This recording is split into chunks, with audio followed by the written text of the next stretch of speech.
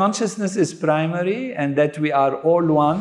You know, you're a successor to Maharishi Mahesh Yogi, the Beatles, Paul McCartney, David Lynch, all of them who have been influenced by this deep Indian, tradition that has impacted the world. How do you think India became so spiritual? The Vedas are actually the laws of nature. Veda means knowledge, and it means total knowledge. Within the human being, the laws of nature are already there. And this has been already mentioned in the Veda, Aham Brahmasmi, Vedoham, I am the Veda, I am totality. These are things that, get discovered when you're in a very subtle state of being. The roots of a tree are hidden in the ground. And if you don't know the value of the roots, you think that when you put water on the roots, you are wasting your time. The consciousness, awareness, is hidden within. And people, through their senses, are projecting all their attention to the outside. To achieve maximum to the outside, you have to be maximum on the inside. As human beings, we are all built from that same layer of consciousness as one, universal truth. There is a class of thinkers and philosophers, a school if we can call them, that think that physicality is actually an illusion. Actually, we're living in a Maya. If you tell this to the scientists, they will immediately say, thank you very much. Can you hack consciousness?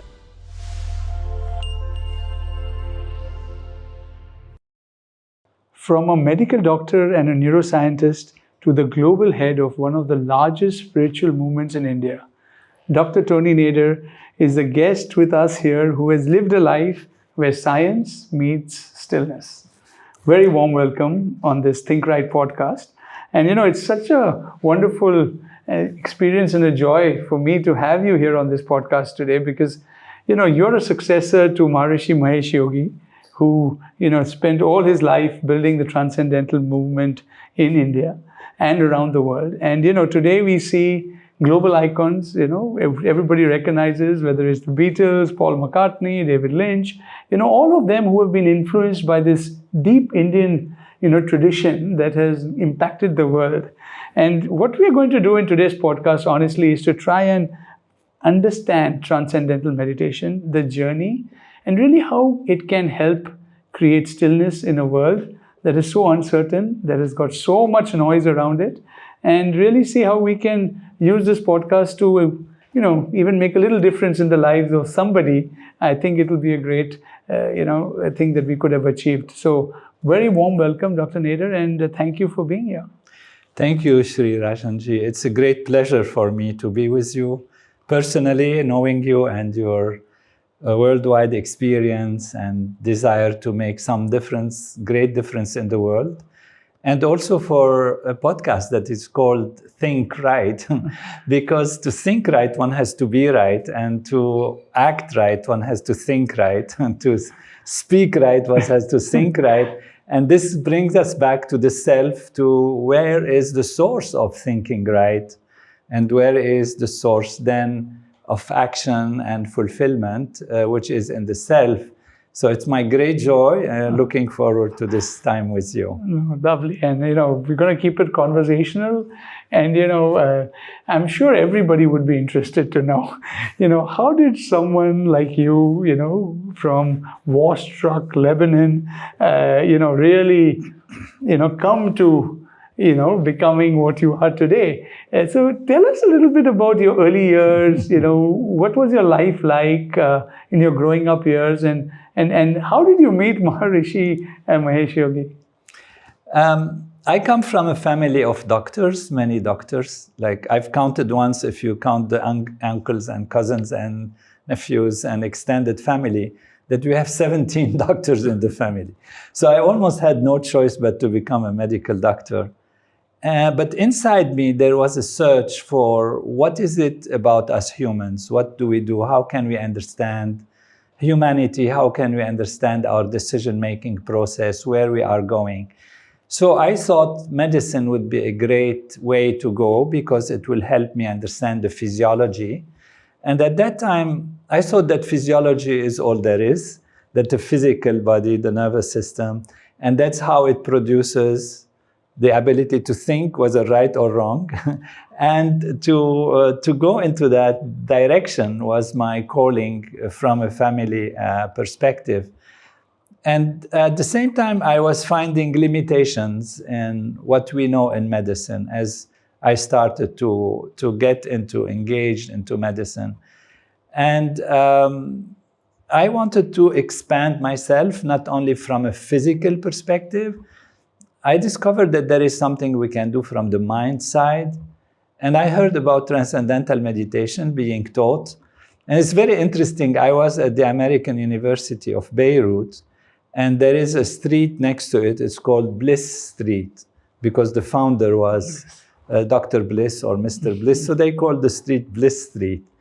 And it is such that those who actually were teaching Transcendental Meditation, they rented a place below what they call the light, you know, that directs the ships, you know, the lighthouse. The lighthouse. Yeah.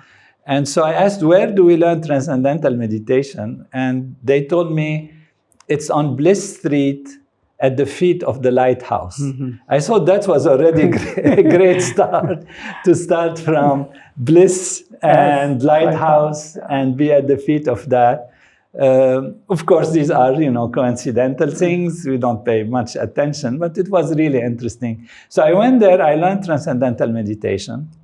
And it's at that time that the war actually had started. Mm-hmm. I got my first instruction, and then I couldn't come back for checking because bombs were falling. So I had to hide in the dormitory and not be able to move. So I called the teacher, and he gave me guidance. But it was so easy that even from a couple of instructions, I was able to actually meditate independently. Mm-hmm. And then 2-3 more instructions, and I felt really confident to do it. And so this is the time when the war actually exploded in Lebanon, a civil war. And that pushed me even further to see what makes us who we are. Why do we fight each other? Why do we kill each other? There is so much.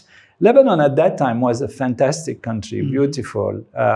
Snow and beaches, and in a short place, history of thousands of years, Romans, prehistoric and historic times, and temples of amazing grandness and beauty.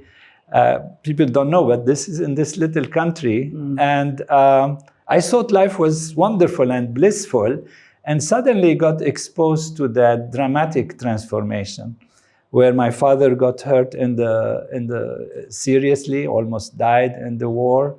I had to face the emergency room and the difficulties. And I had something with me that was absolutely grand and supporting and give me a continuity. And that was Transcendental Meditation. So whereas 20 minutes morning and evening might seem like a waste of time for somebody who's studying medicine, because you need every second and every minute, besides the fact that you have to attend to patients, etc.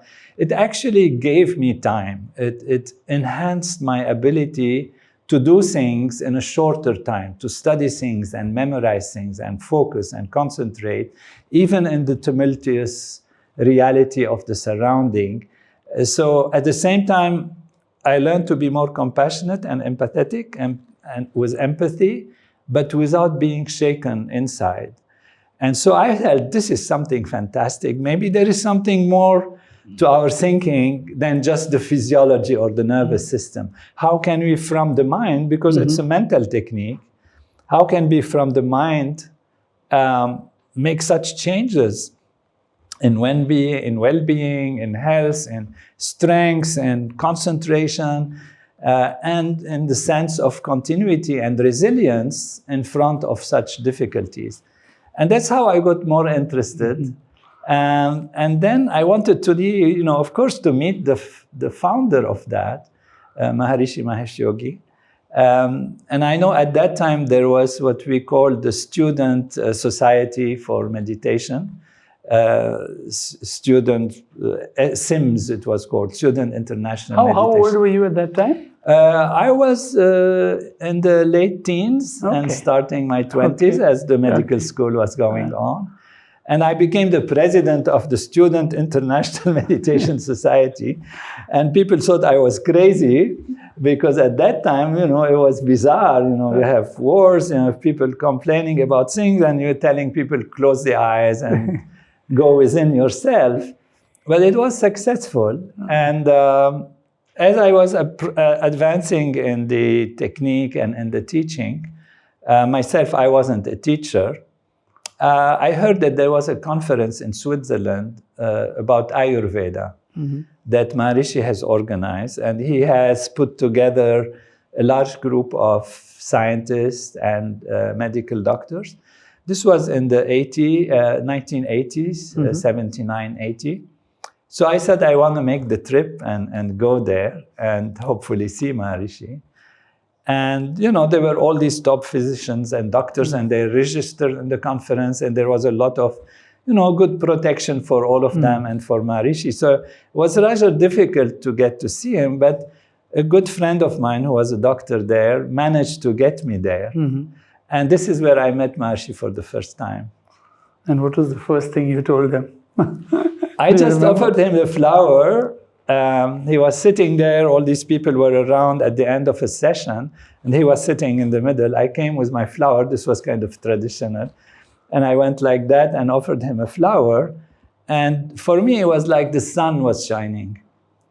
I felt like his presence, his attention, his ability to be with you fully made me feel as if the whole universe stopped.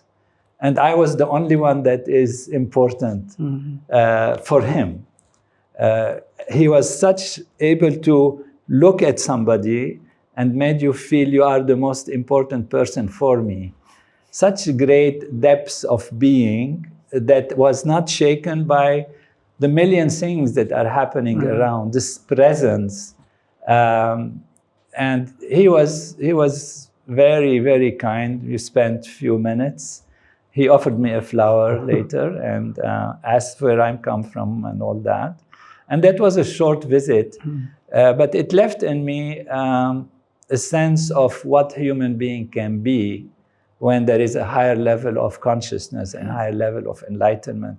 And that was the inspiration, really, that made me go on and advance in this program. Yeah, it's funny when you say that, like the impact of somebody who is in a very high energy state, just being around you can change, so many things, not only in the person and the environment that is there, but, can go way beyond that, right? And I think these are things that, get discovered when you're in a very subtle state of being. And what you said, when you're in that perfect state of being or whatever, is just, it's just so much of that, positive energy, which the world needs. But in that moment, probably the seeds and maybe when it was that you would succeed in. I don't think you ever thought of it in that way. And as we started, I think given that you have had a scientific, training, upbringing, Harvard, MIT, all of that, your scientific mind never challenged this, or because this was experiential and that was more academic, or how were you able to kind of, get your own mind to accept something like this as a more real to you at least, rather than the scientific things you were taught at all these top institutions? There are two things in science. There is the scientific methodology, which is systematic and reliable and repeatable. So you have a system, you have a structure, and you apply it, a variable, into a context, and you repeat it, and you analyze it, and you see the results, and you see how repeatable and reliable are these changes that you have created, the variable. And you have a control group where everything is the same, but only that one variable has not changed. So that's how you know that what you are doing is correct or not. There is another aspect of science, which is the theory of science. And theories evolve a lot. And unfortunately, science has come to be understood as only physical, only material, and only the physical reality exists, whereas whatever is in the mind is something else. And this used to be in the past. Now it has changed a lot. We come to that. So as a scientist, I looked at the research that was done on transcendental meditation, and I was very convinced that it was good. But this is not good enough for me, because I always felt, well, maybe it worked for all these other people, but how about me? And so my best scientific study is on myself. So I did feel the results that are talked about. I did feel the wellness. I did feel the wholeness. I did feel the clarity, the ability to concentrate, the greater resilience, the more balanced physiology that I had, the metabolism, because I could also measure these things on myself. So I was my own scientific experiment. And we should remember that actually we live our life through our experiences. What if somebody says, okay, your body is great, all the measures are right, you do the test in the hospital, and it looks like everything is really wonderful, but you are miserable, and you're unhappy, and everything bothers you, or you're depressed, or whatever. What does it matter? What is the priority? People forget what is the priority. The priority is what we experience in our consciousness. What do we experience? What are you experiencing now? Are you experiencing fullness, happiness, the sense of meaning, the sense of growth, the sense of well-being? That is what matters, more than what is in the bank or what is happening in the street. These are maybe necessary for you to feel well in case, but if you don't feel well, then they lose their value. The value of anything, whether being in a cave, in a recluse situation, or being a wealthy person, productive person, great, the value of these is in how much you are experiencing growth and happiness and peace and fullness, and you're feeling you are growing in life and expanding your awareness. So I had absolutely no issue with science, because the science supported the experience, and the experience itself supported my conviction, and therefore science has a lot to learn. And with time, I discovered that it had much more to learn than I imagined. And now there is a merging of when you talk of science and spirituality, there's so many more people talking about it today. And is it science that is now evolving to understand and accept and appreciate a lot of the things that were not considered just there, and especially in a country like India, where spirituality started thousands of years ago? How do you think India became so spiritual? Well, my feeling is that India was introspective more than objective analysis at the beginning.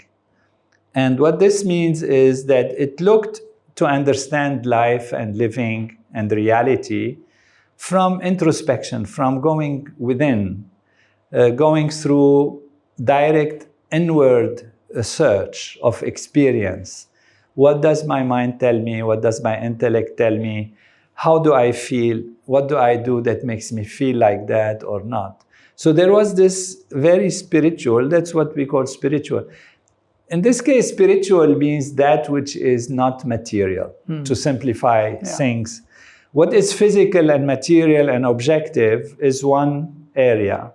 Whatever is not considered physical or material, we're going to call it spiritual. So spiritual doesn't necessarily mean religious, although religion, of course, is spiritual or can be religious, can be spiritual. But whatever is in the mind that is not tangible through the senses is what we will call spiritual, so that we understand each other. Yeah. And for me, the supreme spirituality is pure being, pure consciousness. We can come back to that if you like.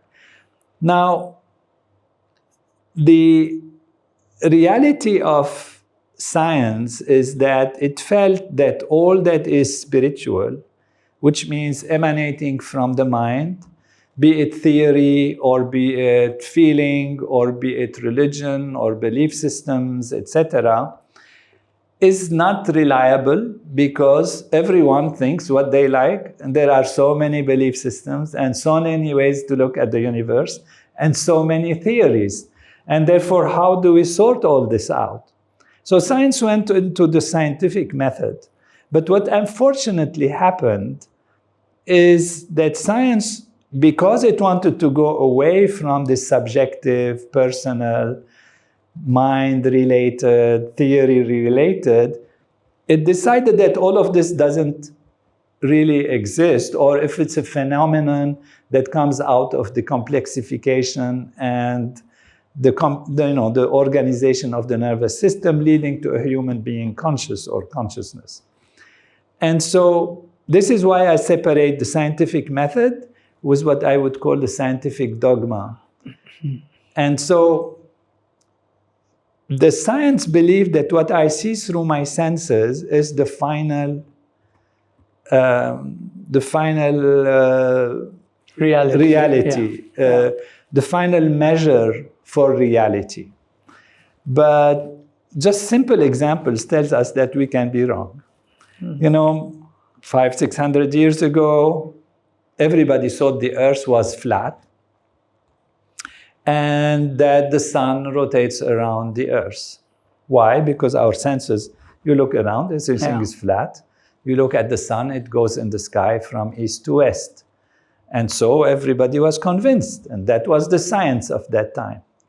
And when some people, you know, Copernicus, Galileo, and others, Kepler, looked at it from the movement of the planets and all that, it didn't make sense. And when they observed, you know, with a telescope that was created, a very minor one, it didn't make sense. And they started to say, the Earth is round and it rotates around its axis. And it actually what creates this illusion or feeling that the sun is moving in the sky. And although this is, of course, obvious today, it took 300 years. People don't realize that. It took 300 years before it was accepted scientifically that the Earth is round and that it is itself rotating around the sun and rotating around its axis. In the meantime, those people, scientists we can call them, like Galileo, were chased and disrespected and even imprisoned for saying something against the common belief. So this tells us that there is more than sensory experience. That is that the intellect, when it analyzes things. So there are different layers of understanding reality. The objective approach is very good. The internal analysis is also very good and necessary, because actually scientists first truly discover things in their minds and then prove them in the laboratory. Right. One big example is Einstein, saying about the general theory of relativity, and he predicted that the light will be bent if it goes around a big mass. And nobody believed it. It's ridiculous. What do you mean? The light is no mass. How can it be bent? It will not be bent. But his theory was from his inner analysis, intellectual or experiential analysis. And they waited many, many years until there is a special eclipse, and it was even during World War II, that he showed that actually it does happen like that. So the experiment proved what he had imagined or experienced within himself. Why I'm saying this is, if we go back to the Vedic tradition, where everything is examined within the self, and if we imagine that there is a state of consciousness where there is greater clarity, greater peace and harmony, such that you can actually experience how reality works, how the laws of nature work, then this can be true knowledge, which might have to be proven later on in scientific methodology and experiments. And so, from my perspective, spirituality is the greatest science, in fact. The problem is that people, when they express their perspective from a subjective point of view, they're doing it based on common knowledge during time and history and how to make other people understand it, and also based on how clear they are in their minds and their feelings. And therefore, obviously, if you wear yellow glasses, you will see yellow. Yeah. If you wear red glasses, you will see red. And therefore, if you don't have clarity, you don't see the reality as it is. And you end up with two people who look at a white paper, one wearing yellow glass and one wearing red glass, and they disagree. And both are right, but both are wrong. Because the yellow sees yellow and the red sees yellow, and they can fight each other. And they don't know it's because the glasses have different colors. And so science comes and says, okay, if I remove the glasses, if I change this. So spirituality is becoming a science. You know, medicine used to be an art. You know, an art. And then as more laws of nature were discovered, more data, then it became a science. Yeah. Psychology used to be totally a philosophy or an art. And as more data came about mind, etc., it became a science. And now in the West, people are proud to say that they have some kind of meditation. It's became, you know, household. And I feel truly that it's thanks to Maharishi Mahesh Yogi, who brought this knowledge to the West and insisted that it be analyzed scientifically. Through the scientific method, no matter what the dogma of science is. The dogma of science is that everything is physical, everything is material. But not all scientists now believe, more and more scientists think that the world, the universe is more like a big thought than a big bulk, you know, of energy or physics. Or, you know, at least when they look at the source of the physical, they realize that the source is non-physical. Exactly. You know, and you know, one of the things with ThinkRight, we try and say something which is very obvious, right? I mean, you know, like you were mentioning senses, right? Why are we so involved with, because we do have eyes, we do have our senses, which are 24/7, I mean, or besides the time you sleep, engaged as a part of your experience, right? Exactly. So it's hard to realize that what you believe is there is actually, you know, not true. But the moment you go back to what is the source, you know, it becomes very obvious, right? And I often, you know, I was just discussing the other day with somebody, like we get so immersed into the identity or who a person is. And if you ever go, you know, to a hospital and somebody's going in for a major surgery, you know, God forbid the surgery doesn't work, they say, Mr. or Mrs. So-and-so goes in, and then they will say, hey, can you remove the body? You know, people in the home will say, okay, what time is the body going to come home? What time are we going to take the body to the funeral?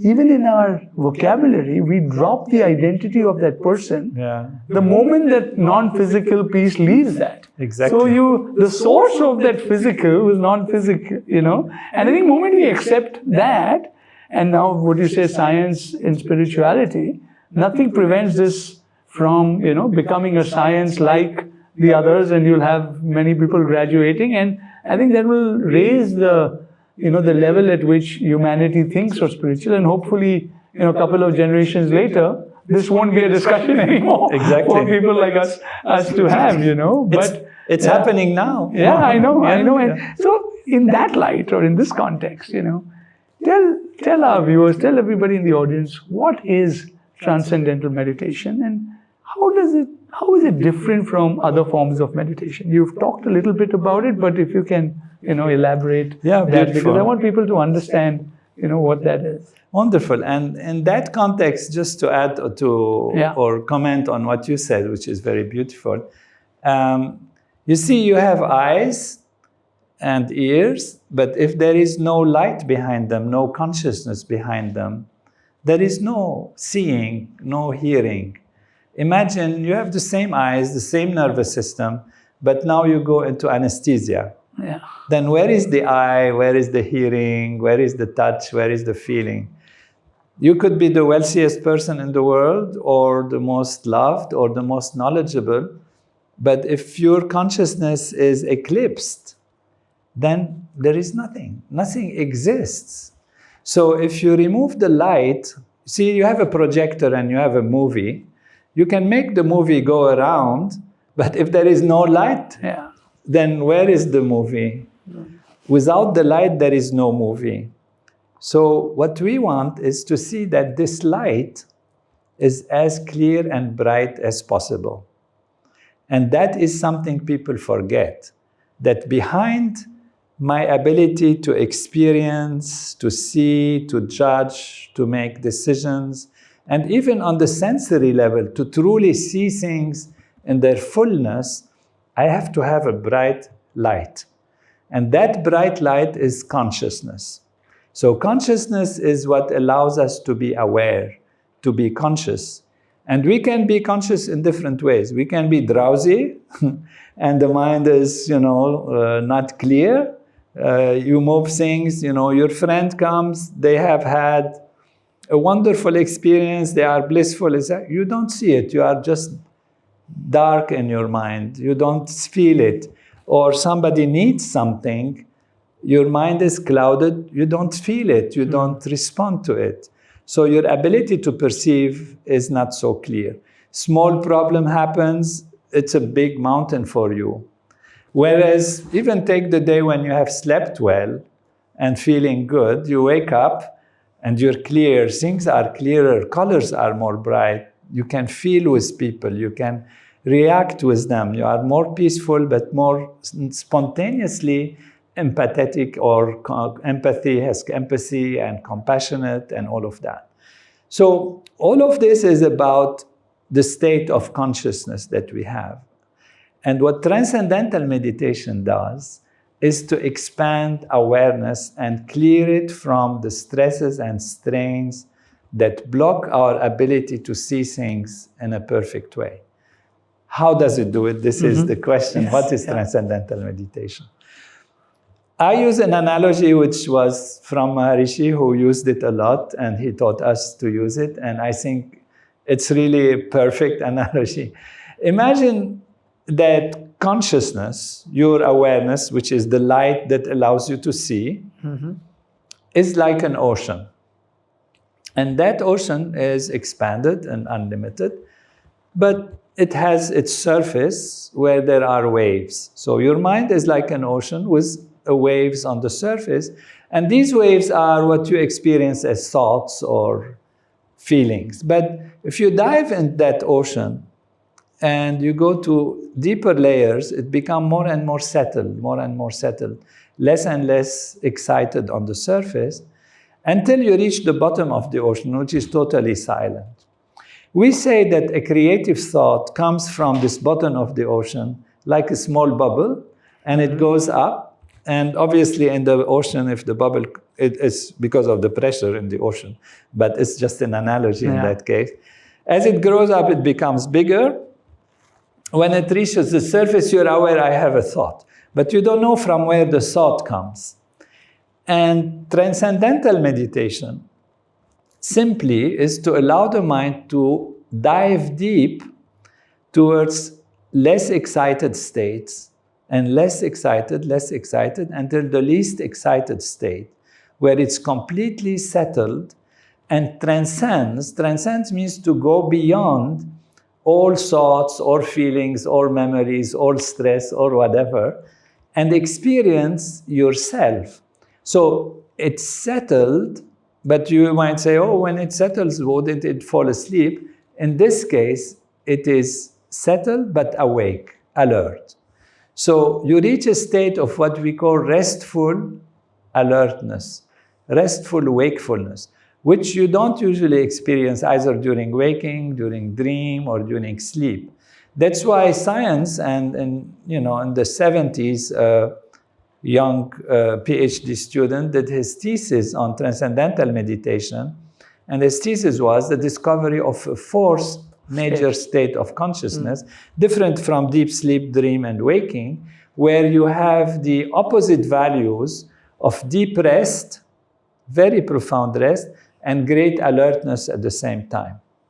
Now, this is the experience of, that I said caught me in the transcending, going deep and experiencing that state of bliss, which honestly, I must say, it come back to the previous point that we brought, is something that I saw being lived in Maharishi.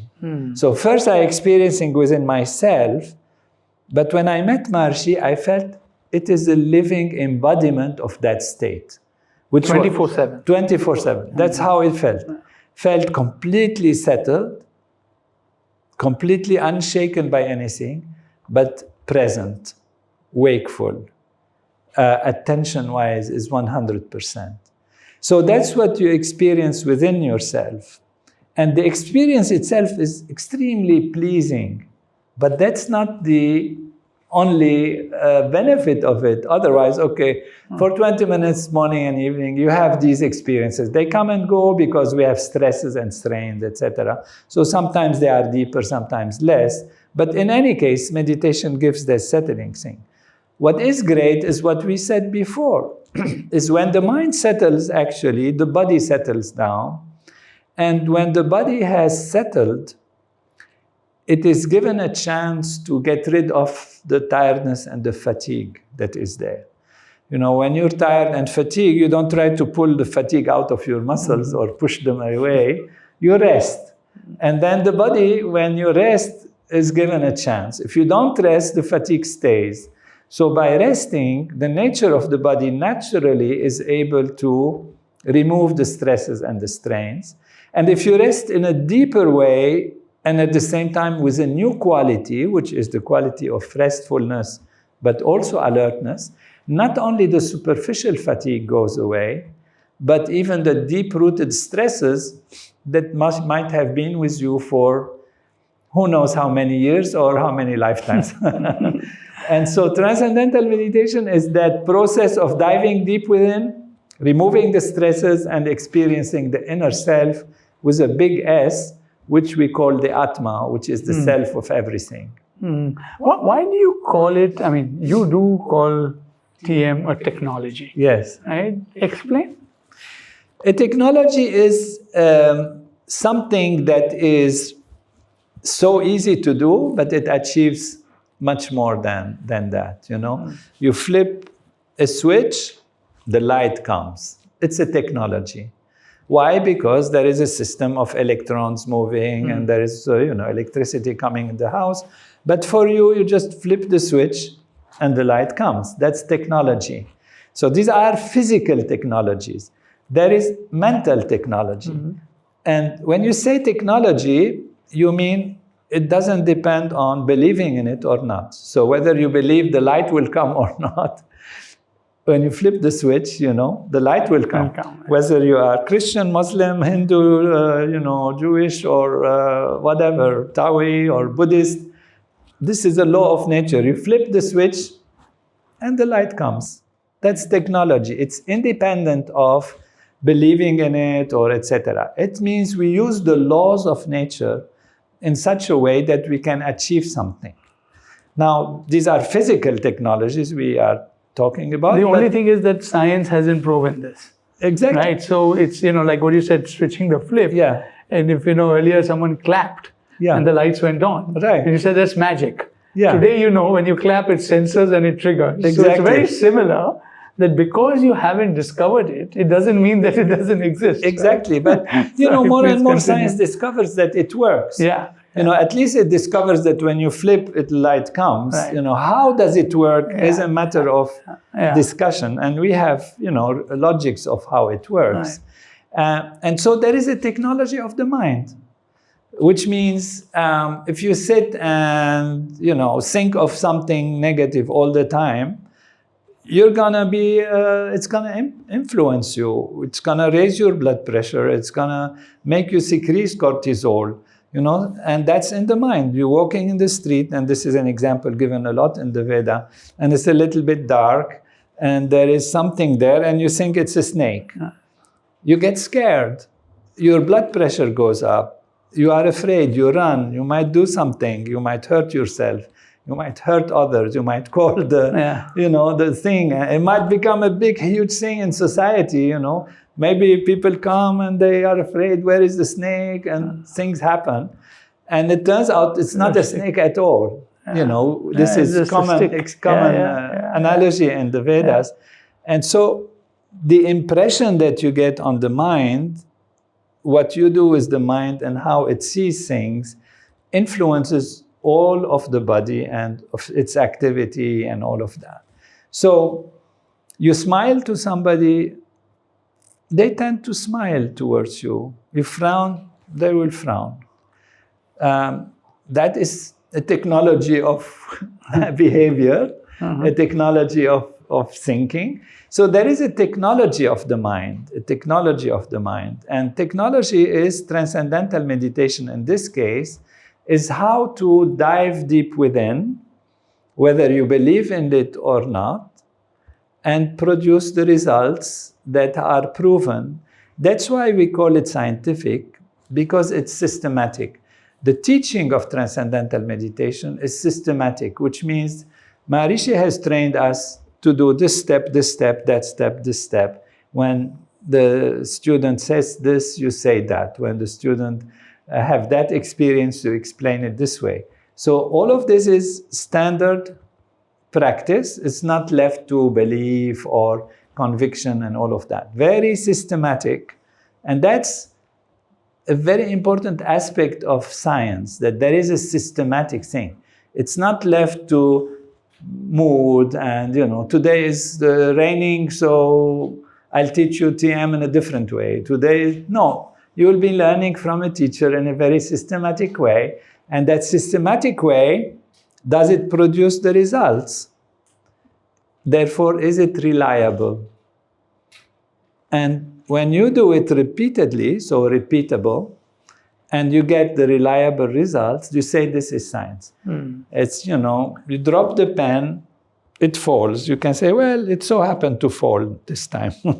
But you drop it in the same way, which is systematic. It will fall every time. It will fall every time, and in the same trajectory, with the same speed. And now you say, conclusion, I write, okay, there is a force of gravity. The apple fell, and Newton discovered law of nature, which is related to motion and to gravity and all of that. So when you repeat the technique of transcendental meditation under different circumstances in a reliable, systematic way, and you get the same results, you say it's science. This is science. So it's as simple as that, Exactly. So how do people get introduced to transcendental meditation? How do they discover it? First, they listen to your podcast. Our podcast. And they get inspired, and they check, where can I learn transcendental meditation? And we have centers all over the world. You can check. We have a website, tm.org, and there are in India different websites. And they over 100 countries, I believe. We are more than 100 countries. Now we are even 150 countries and most major cities around the world. And then you find a teacher, you call them. You would have done, if you listen to the podcast, you would have done the first step, which is the introductory lecture. Now you're ready to go to the next step, which is a preparation to tell you what you're going to learn. It takes maybe half an hour or an hour. And then you come to the teacher to learn. Transcendental meditation does not get taught in books or video and all of that, because there is a personal level, and also because we value the importance of teaching in the same tradition that it was taught thousands of years ago, where we do actually a puja. And that puja is for the teacher to prepare themselves. The student usually just witnesses. And so it's a very beautiful moment to welcome the student and teach in the name of the tradition that has given us this knowledge. Mainly we highlight the Gurudev, who is the master of Maharishi. Maharishi wanted this to be taught in the name of his own master, who was Jagat Guru Shankaracharya of Jyotirmat, Swami Brahmananda Saraswati. an illustrious teacher, actually, whose many students became Shankaracharyas of the different pith around India. Yeah. And Maharishi was his disciple who was given from Gurudev directly or implicitly the importance of bringing this knowledge to the West. So we put a picture of Maharishi's master, Gurudev. We do a small, beautiful puja, 10-15 minutes. And then we give the student a sound which has no meaning. So we don't use it for any meaning purpose. And that's, of course, a mantra. But mantra usually in India, of course, is something that has meaning, that maybe is associated with a religious aspect. But in this case, we take it for just its sound value. We don't try to associate it with any meaning or any deity or any image. And this has a reason. And so after this instruction, which can take 1 hour or so, you become a transcendental meditation meditator immediately. It's so simple, so natural, so easy that you're done. However, of course, you have many questions. What happens when the thoughts come? If I fall asleep, if my head falls to one side, if I itch, do I scratch, And why do I have thoughts? Where do they come from? What will happen if I continue meditating? So to give you the path and the inspiration and the guidance, there are these 3 steps, extra steps, which happen in 3 consecutive days. And obviously, we like people to come back for checking to make sure they practice correctly. And over time, you get more knowledge and experience. But it's a do-it-yourself technique. It's a really do-it-yourself technique. What is the myth? What are the myths that prevent people from starting something so simple, right? Like what you said. Why are people? What can we tell them? What can we tell our viewers? It's benefited. It's like so natural, right? Yeah. If someone says when you're a kid, you got to go to school because if you're educated, so many things we do in life because it just happens. Right. Why is something like this not just happening when it is so powerful? It is so simple. Are there any myths that you've come across that we should kind of try and there are myths, of course. In the West, it was first felt, this is an Indian thing. These are gurus, and this is maybe a sect, and like that. Yeah. So that was a little bit of resistance, but people did get into it. And today, as we said, everybody is proud to do some kind of meditation. Yeah. So Maharishi has changed the perception. But for an individual, you see the roots of a tree are hidden in the ground. And if you don't know the value of the roots, you think that when you put water on the roots, you are wasting your time. Whereas it's the roots that nourish the tree. Now, we all know that the roots nourish the tree and we have to put water in the roots. But the consciousness, awareness, is hidden within. And people, through their senses, are projecting all their attention to the outside. And therefore, they want more in the outside, here, more there. And you say, well, come back to the self. They say, it's running away from what I want. And they don't realize that to achieve maximum to the outside, you have to be maximum on the inside. Because we can only give what we have. If you are tired and stressed, you can give only tiredness and stress. If you are healthy and happy and strong and clear and intelligent, then you can give health and happiness and strength to the outside also. And so, you have an arrow and a bow, and you want to throw the bow to hit the target. Somebody doesn't know the technique, and he sees you pull the arrow back. He thinks you're wasting your time. While you want to go forward, you're pulling back. What's the idea? So that is one of the misses or complications. Until you explain that it has values for the inner and also the outer.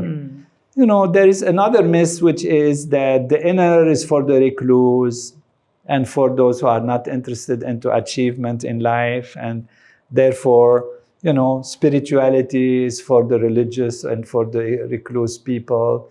and I'm not ready, I'm young, I have to achieve my life, and spirituality is for the end of life, and all of that.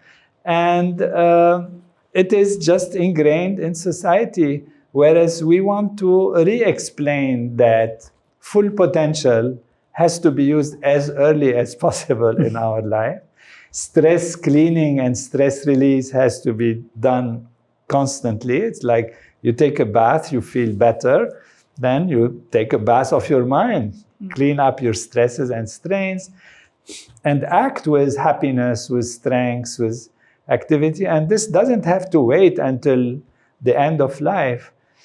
You can achieve more in your life. You can be more successful and more happy by being clearer and by having a strong foundation. And more so in today's world. Exactly. Where there's so much distraction and lack of clarity. Exactly. I think being able to get access to a technique, a technology, a tool like this is a life-changing experience. So I think, whoever wants to try it should be there, try it, and really, through experience, come to this conclusion, like what you have said, right from your journey from, Lebanon to your own experience. And there are now millions like you who have gone through those experiences and seen their lives transformed, And I think what is unique, about you particularly, as we have gone through this explanation of TM from the spiritual side, we've talked about his link from science, but that depth of knowledge, that you have about the various words we have talked about, right?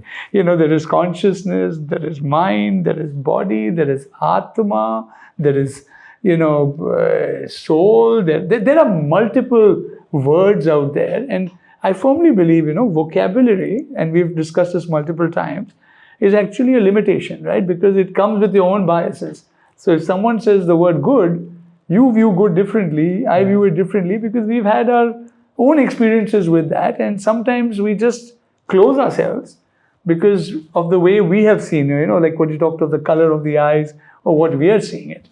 Whereas if we understand the physicality a little better scientifically, if we understand these concepts, maybe we are more prepared, to go into that. So maybe if you can explain consciousness, brain, mind, Atma, whatever you feel needs to be explained a little more.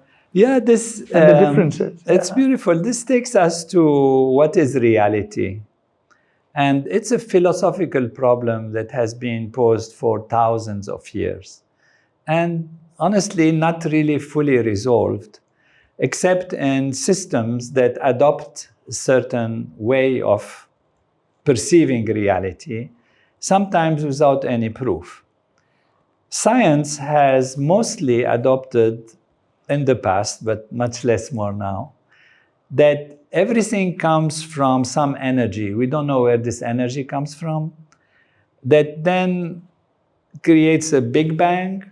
So it's all compressed, and there is a Big Bang, and then it expands and cools down. And as it cools down, then you start having particles, and particles come together, they create atoms, and atoms come together, they create molecules, molecules come together, they create cells, cells come together, they create organs, organs come together, they create organ systems and the nervous system, and then consciousness appears. That's one point of view. Because then the idea is that consciousness is a phenomenon. It's experience in the nervous system, from the nervous system. And they say the proof is if you damage the nervous system, your consciousness goes away. So there is a very strong belief in this kind of worldview. Where does energy come from? Nobody knows. Maybe they say God created it, or so where is God? Is God actually also energy, or is non-energy? Is it physical or non-physical? Mostly, spiritually we'll say no, non-physical. So how does the non-physical create something physical? That is, science tries to avoid this question. Okay, so that decides is a dogma. That's why I call it a dogma of science. There is absolutely no proof that things come this way. Of course, the Big Bang is real. The particles are real, the molecules are real, and what we see is real. But what is the substance, the origin of it? That is what science has absolutely no idea. So let's be clear. I'm a scientist and I stand behind what I say. Science has absolutely no idea of where, how it happens. It just decides to ignore the problem. Okay? So that's one point of view. Go to, just to give an extreme, go to India. And what you find is Vedanta, Advaita Vedanta, where it's a completely different perspective, where we say consciousness is primary. So there is a field which is non-physical, non-material, which we are calling consciousness because it is conscious, it's aware. And then that field appears as the physicality and the matter. Okay, so in philosophy, these have names. And one is materialist or physicalist, because materialist used to be a term that they used, but it became kind of political and all that. And also because we found that matter and energy are equivalent. So if you say material, do you mean you include or not energy? So they say physicalist. So without trying to make it too complicated, physicalist means everything is physical. Yeah. And from the physical, everything emerges. And then you have the other side in modern philosophy that's called idealist. Idealist comes not from, oh, I have ideals and like this, comes from idea, which is going back to Plato and Socrates, and they use these terms, and Parmenides and all that in the Greek. You know, this Western philosophy, that's why it goes there. And they say that there is, the thought is primary, consciousness is primary, and then this consciousness somehow appears as matter. Okay, and so they are called idealists. There are those who say that there are two different realities. One is spiritual consciousness, and one is physical, material. We call them dualist. Dual comes from dual, two. So there is belief that there are two things that are different. This is, you know, Descartes and the Cartesian system. He said, okay, there is my mind and there is my body, so there are two things.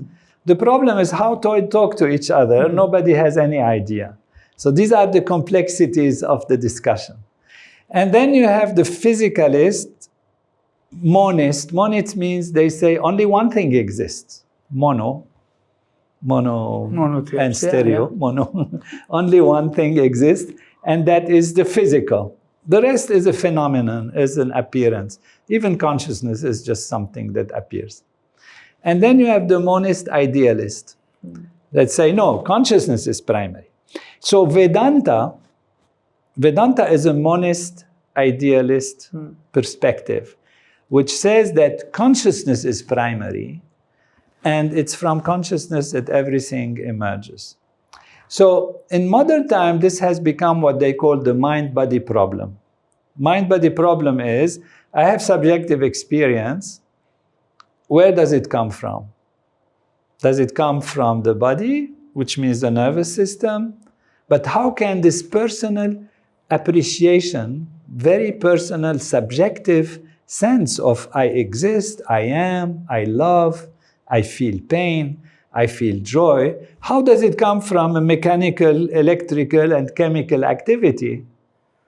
There is absolutely no proof so far in any way. Again, for the listeners, they should know that there is absolutely no proof whatsoever, or even not even a theory that makes sense of how this non-physical personal experience, which, again, if you want to go into terms which are called qualia in modern philosophy, how they come from the physical.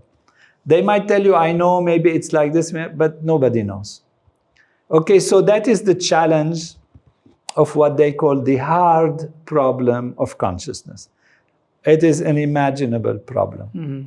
Okay, so to make a long story short, I have researched all of that with the grace of Maharishi and the knowledge, and with looking at it from all the different perspectives.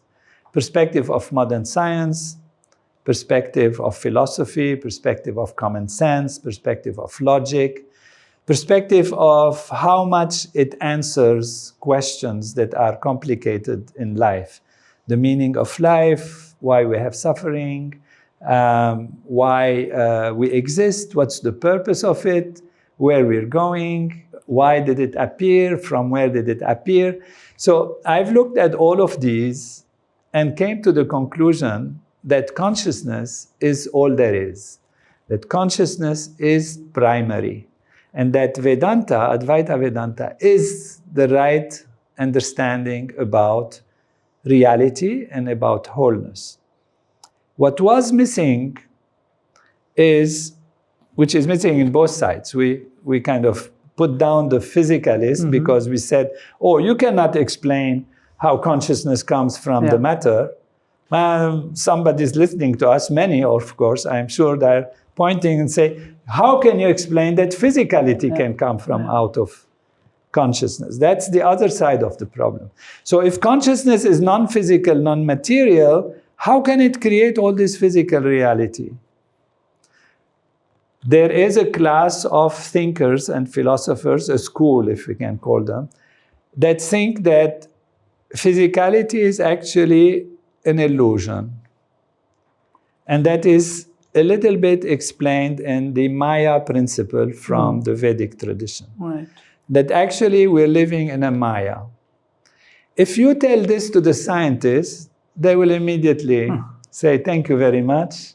I live in that. I pinch myself, I feel the pain. Every day I work with that Maya. So Maya or not, for me, this is reality. So we have to explain what is this Maya? How does it work?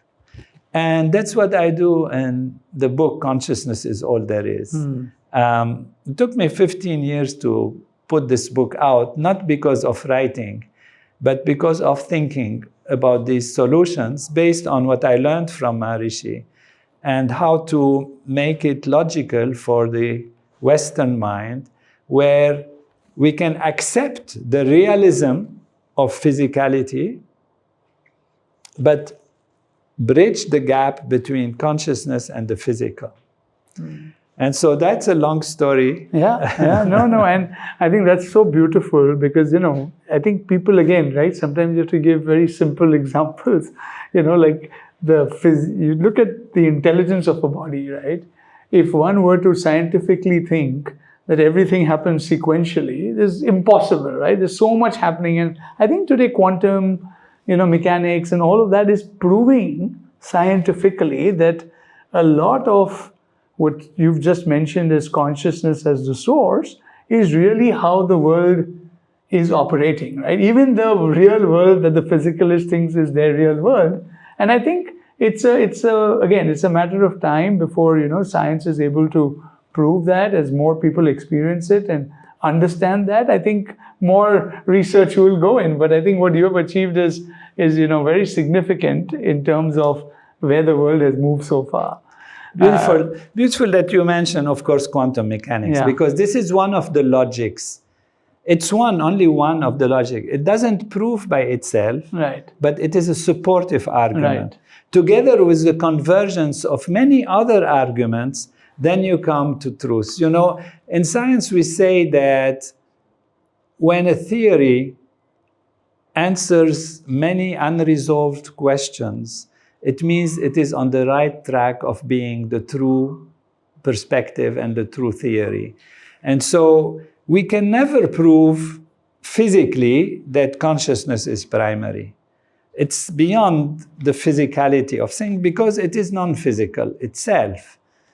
We can show, however, that if you assume that consciousness is primary and find the logic to answer 20, 30 unanswered questions about life and living and physicality and all of that, and it is logical and it doesn't contradict any existing proven theory, then you can say, well, this is on the right track. If not, this is the truth, the ultimate truth. Or make it through examples, right? Yes. Yeah. Yeah. So quantum mechanics, what does it say? Really, if we go back, we said Big Bang and all that. So through the objective approach, meaning just the scientist trying to find what are things made of, you know, the Greeks said you take any object, you cut it into pieces, you will reach a small piece that you cannot cut anymore. We'll call it undivisible. And in Greek, undivisible is atom, non-divisible. So the atom is just that smaller part. But in the past 200 years, we show that the atom is having more smaller particles, and that those particles are actually waves. They are non-localized. So the universe on that level is non-local, is a field of uncertainty, is a field of all possibilities. And to make it local, you have to put consciousness in it, because it's through observation that the wave becomes a particle. I don't think we need to go into this, because that's a big quantum mechanical analysis. But this is one channel which shows that the ultimate physical understanding of the world is a unified field, so that the laws of nature are actually more and more unified. For example, we used to think that electricity and magnetism are two different forces. Science have discovered they are one, so they call it electromagnetic field. That the weak and strong forces, you know, and like this are still different, but then we have the grand unification.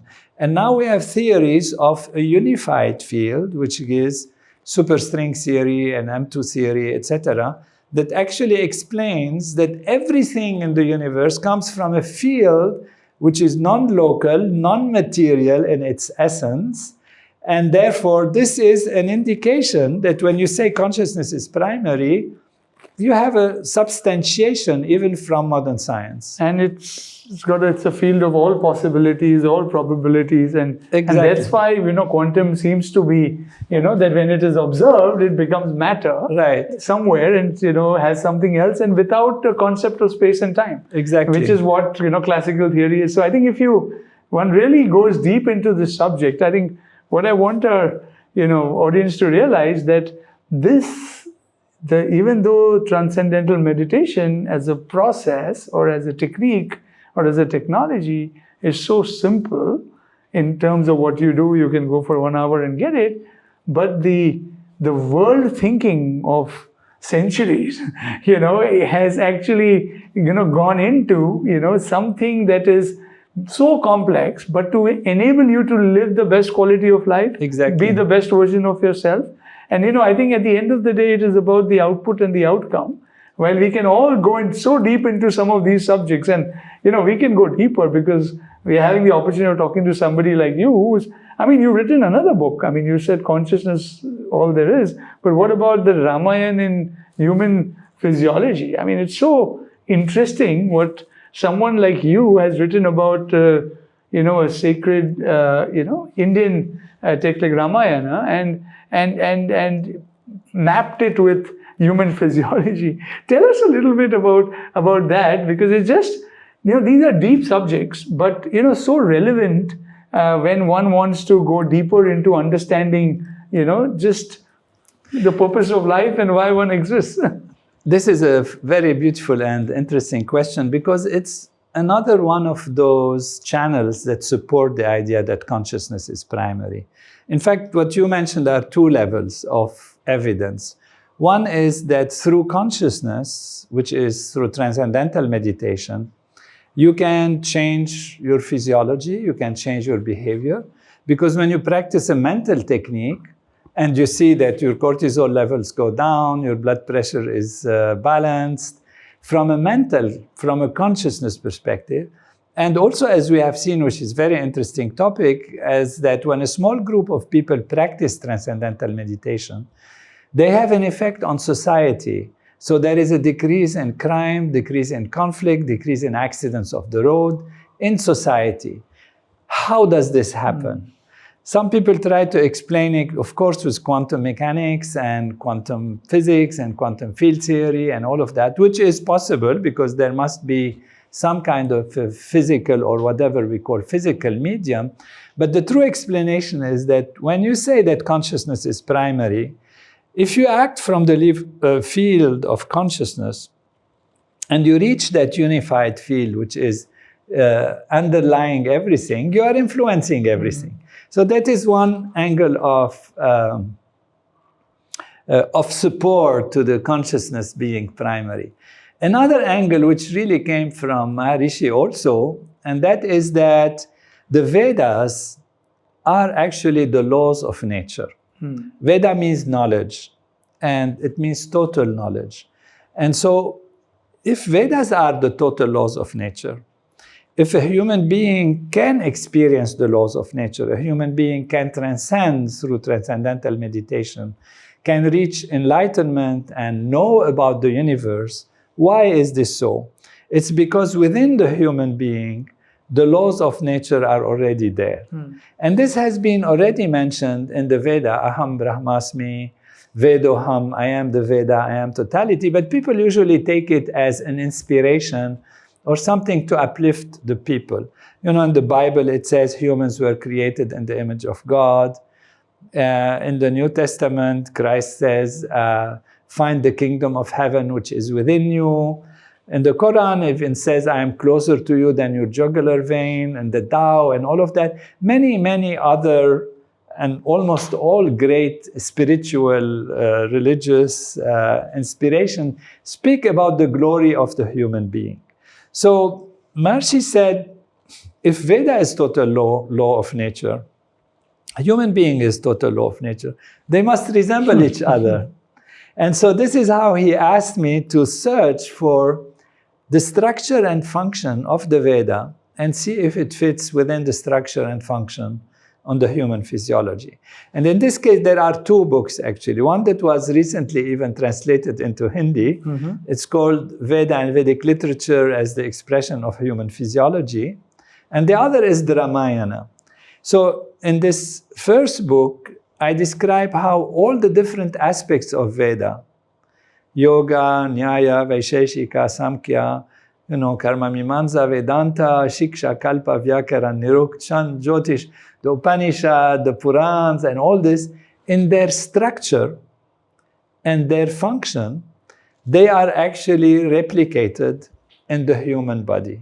You know, take Nyaya, it has 5 chapters, it corresponds to the thalamus, it has 5 divisions. Nyaya has 16 principles, they are in 16 different nuclei. Nuclei means a collection of neurons inside the thalamus, so it's physically there.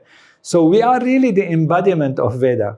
You know, if you take yoga, 4 chapters, there are 4 lobes of the brain, and there are different sulcis and gyri, which are areas in the brain that actually correspond one-to-one to the different sutras of the yoga of Patanjali, which is a book and has the sutras there. And like this, we are really a replica of the Veda. You asked about the Ramayana, which is fascinating because the Ramayana is the story of our own human evolution within ourselves. And if you see that, for example, Ram is a special place in the nervous system, and you look at Sita as, let's say, the heart, it is, you know, the heart, and why it has the you know, representation of Lakshmi with 4 arms and all of that. And you look at all the rishis that Ram encounters, you look at the stories about what happens when he meets different places, goes to different places, of Hanuman becoming small and then becoming big and burning the city, and all of these things. And Vishvamitra teaching, you know, Ram at the beginning of the Ramayana how to, you know, target and how to do this. And there was there Rakshasi, Lady Rakshasa, who was doing noise, and it was on the river. They appear to be just, you know, stories. But when you look at them in terms of human development and human physiology, you find they are all there. All the rishis are there in different places. You can even trace the path of Ram that he has taken through going through Dandaka forest and then to Lanka and all that. You can actually trace it in the brain and see how it develops and how the physiology develops and how when mind and heart come together, which is Ram regaining Sita and bringing her under the umbrella of wholeness. And so really Ram taking all the aspects of the body under its balance and its control, which is then the return to Ayodhya. And then you have Ram Raj, which is enlightenment in the physiology. These are, of course, few just general examples.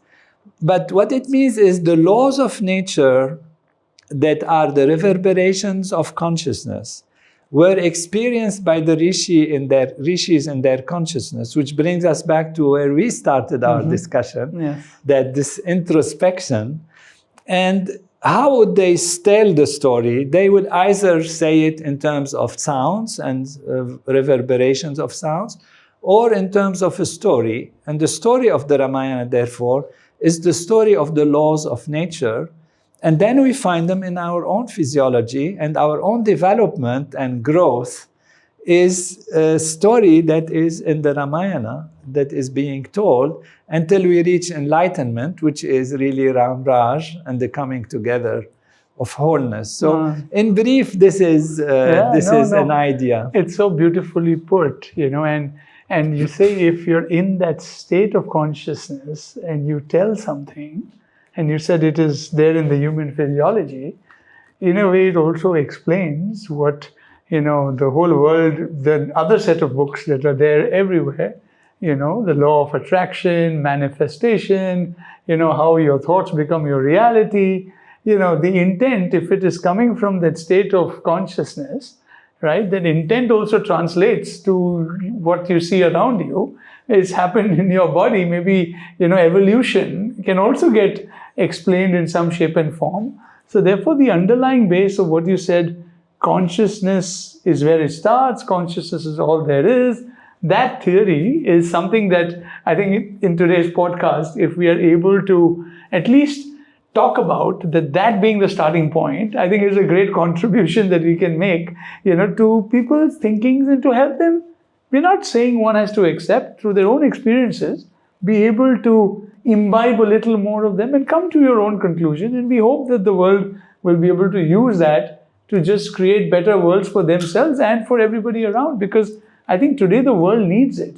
And I think as transcendental meditation as a movement, I think Maharishi also mentioned many times that this is one movement that can help establish better peace in the world, create that through a collective consciousness. So maybe you can share a little bit around, this concept of collective consciousness before we move to, the next section of this podcast, which is about mindful shorts. Yeah, please.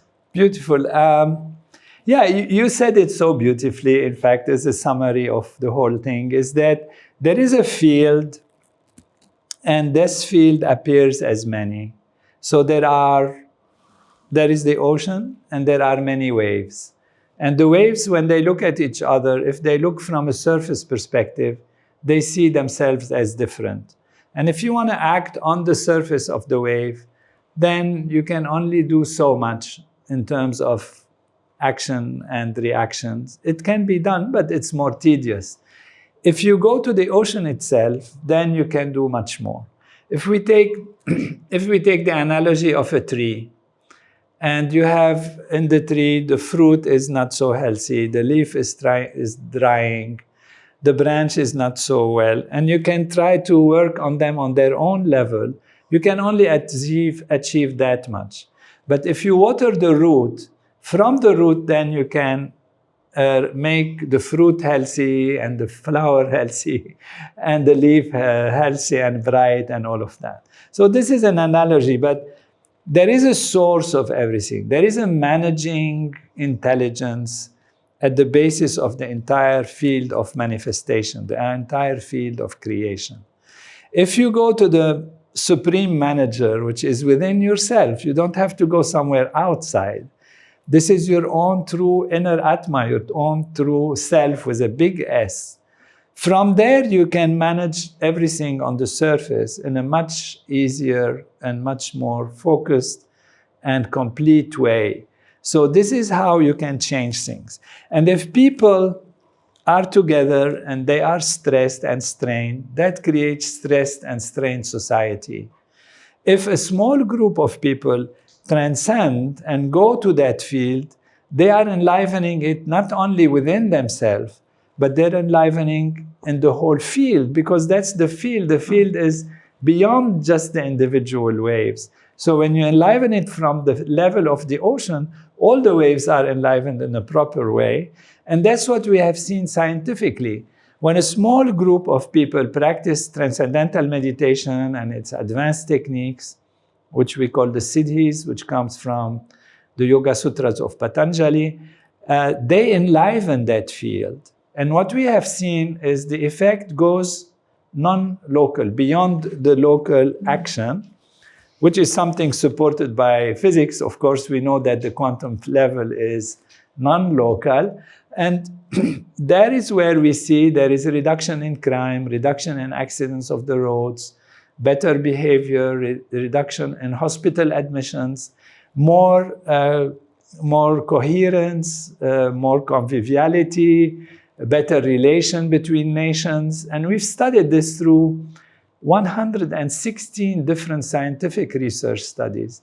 And every one of them has shown the same thing. So when we reach that critical level of a certain percentage practicing these technologies, we have a collective effect that is more than just the sum of the parts that creates this effect. You see, in terms of collectivity, because consciousness is all there is, you can say that every neuron in the nervous system is a conscious entity. In fact, it has a brain, which is the DNA. It digests things because it has food. It reacts because it has electrical activity. It responds to input and output. So it has its own small consciousness. And here, consciousness really is on a spectrum, from tiny consciousness to very high consciousness. When you put all these neurons together and their activity, so these individual consciousnesses create a bigger consciousness, which is a human consciousness. And we as individuals, we are like neurons that are in a society where everyone contributes their own consciousness. And we create a collective consciousness, which is bigger than our individual consciousness. To change that collective consciousness, you change the individual coherence between the neurons or between the individuals, and then you transform the behavior of society as a whole. So you can transform the behavior of the collective by improving the behavior of a minimal amount of individuals in that society.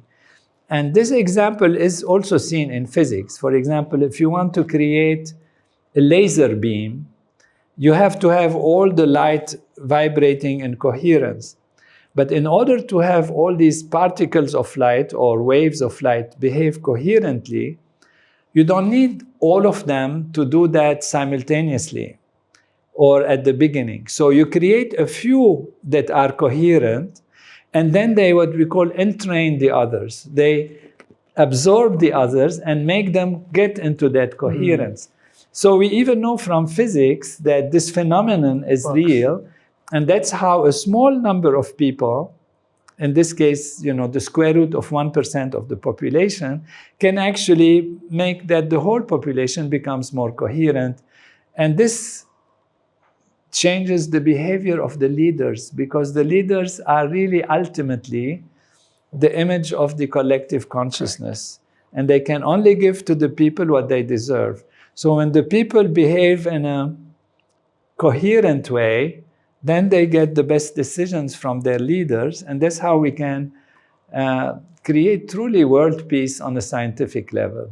Oh, wonderful. I mean, I think starting from what you rightly said, the civil war in your childhood to world peace. Today we have traversed a long journey in this podcast, and we can keep going on. But it's, been such a wonderful knowledge sharing, learning experience, I'm sure, for everyone. We move into this last section of the podcast. We call it the mindful minute or the mindful short. Just some questions that need crisp answers. For the modern generation that wants just to pick a few things. To make it as so short I'll as just possible. ask you a few questions, and maybe you can just share your answers. The first one is, one belief that people must unlearn to live fully. What's that one belief that they should unlearn? They should let go of their stresses, because, we are told things when we are young. You are this, you are not this, you are capable, you are not capable. And sometimes forgetting is very important. Getting rid of those stresses or these prejudices allow you then to discover a fullest reality. What's the biggest myth of TM? That it's a sect, that you need to believe in it, that it is hard, that it's difficult. Whereas it's universal for everyone, doesn't depend on belief, and is very easy to practice. The favorite word you've used right through, I'm going to ask you two things to that. Can you hack consciousness? I think you've spoken about that before. Yeah, we had a course at Stanford University, which was called Hacking Consciousness. And hacking in the sense of understanding and explaining what consciousness is. And yes, we have a full understanding and explanation of consciousness and how consciousness manifests as what we call the physical universe. So what is the mathematics of consciousness? Is there a math? Yeah, I wrote an article in a journal called the International